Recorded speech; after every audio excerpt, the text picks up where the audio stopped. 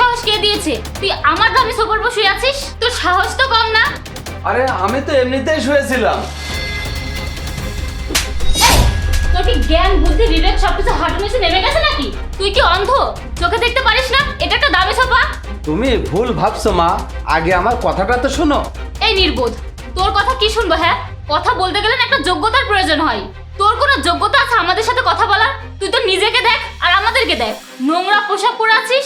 আজ আমার বিয়ে হয়েছে আর বিয়ের দিনে শ্বশুর বাড়ি এসে তোর মতো একটা ভিখারির সাথে আমাকে কথা বলতে হচ্ছে। আমার না ঘৃণা হচ্ছে। আরে মা, তুমি আমার সাথে এ কেমন ব্যবহার করছো? মা মানে? এই ভিখারি, কোন দিক থেকে আমাকে তোর মেয়ে মনে হয়? তোদের মতো ভিখারি না রাস্তাঘাটে পড়ে থাকে আর যাকে তাকে মেয়ে বানিয়ে দেয় কিছু টাকা পয়সা পাওয়ার আশায়। তুই কি মনে করিস এগুলো আমরা কিছুই বুঝি না? এই ভিখারি, আমাদের দিকে তাকিয়ে দেখ। আমাদের এই পোশাক না তোর থেকে দেখতেও অনেক ভালো, আবার তুই এসেছিস মা বলে ডাকতে। আরে আজব ব্যাপার, তুমি আমার সাথে এরকম খারাপ ব্যবহার করছো? তুমি অন্তত তোমার বোনকে বোঝাও একজন মুরব্বী মানুষের সঙ্গে কিভাবে কথা বলতে হয়। আরে বাহ, তোকে আবার সম্মান দিয়ে কথা বলতে হবে নাকি? শোন বুড়া, গাছের যখন বয়স হয়ে যায় না তখন তার পাতা ঝরে গেলে তার আর কোনো মূল্য থাকে না। ঠিক তার মতোই তোর মতো বুড়া মানুষদের না কোনো মূল্য নেই। মাগো, শুকনো পাতাও আগুন জ্বালাতে সাহায্য করে। আচ্ছা, আমি এমন কি দুর্ব্যবহার করেছি যে তোমরা আমার সাথে এরকম খারাপ ব্যবহার করছো? ওহো, আসলে অপু, ওর মতো মানুষের সাথে খারাপ ব্যবহার করে না আমাদের অনেক বড় ভুল হয়ে গেছে। আমাদের উচিত ছিল ওকে এখানে ফেলে রেখে পাড়িয়ে মেরে ফেলা। একসময় মনে হয় তুই অনেক খারাপ কাজ করতি, সেজন্য তোর ভাগ্যটা এরকম হয়েছে যে অন্যের বাসায় বুড়া বয়সে কাজ করে খেতে হচ্ছে। যদি ভালো কোনো কাজ করতি তাহলে মনে হয় তুইও এরকম একটা বাড়ির মালিক হতে পারতি। আরে অপু, এরা কি কষ্ট করার মানুষ নাকি? মানুষের দুয়ারে দুয়ারে গিয়ে ভিক্ষা না করলে এদের পেটের ভাত হজম হয় না।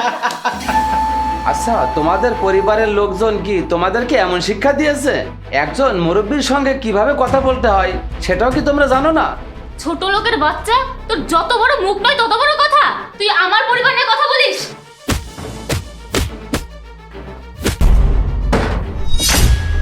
বাবা, বাবা তোমার এই অবস্থা কেন? জাহিদ, তুমি এই ফকিন্নিকে কেন বাবা বলে ডাকছো? আরে বাবাকে বাবা বলবো না তো কি বলবো? আর উনি ফকিন্নি না, উনি আমার বাবা।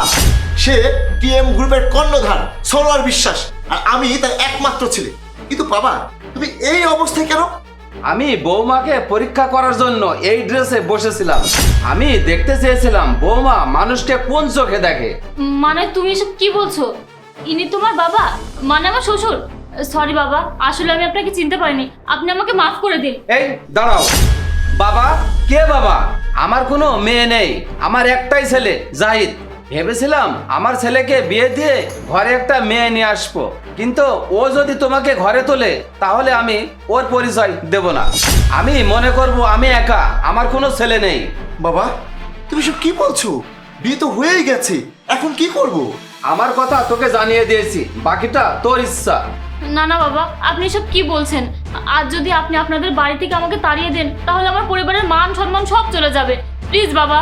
মান সম্মান? আর কিসের মান সম্মান? যে মেয়ে শ্বশুর বাড়ির লোকজনকে সম্মান করতে জানে না, তার পরিবারের আবার কিসের সম্মান? আমি যদি জানতাম তোমার ব্যবহার এত খারাপ তাহলে কিছুতেই আমার ছেলের সঙ্গে তোমার বিয়ে দিতাম না। জাহিদ, এখন তুই কি করবি? এখন এই মেয়েকে এখানে তালাক দিবি না ঘরে তুলবি? বাবা, আমি তো তোমার ইচ্ছাই এই মেয়েকে বিয়ে করেছিলাম, কিন্তু যে মেয়ে তোমাকে সম্মান করতে জানে না সেই মেয়েকে তো আমি গ্রহণ করতে পারবো না। ওয়েট,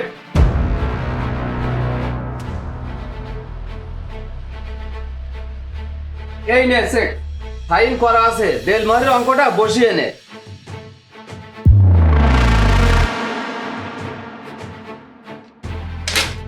এই নাও, আমার ছেলেকে বিয়ে করার দেলমোহরের টাকাটা তোমাকে দিয়ে দিলাম, আর ডিভোর্স পেপারটা খুব তাড়াতাড়ি পেয়ে যাবে। চলে যাও আমার বাড়ি থেকে।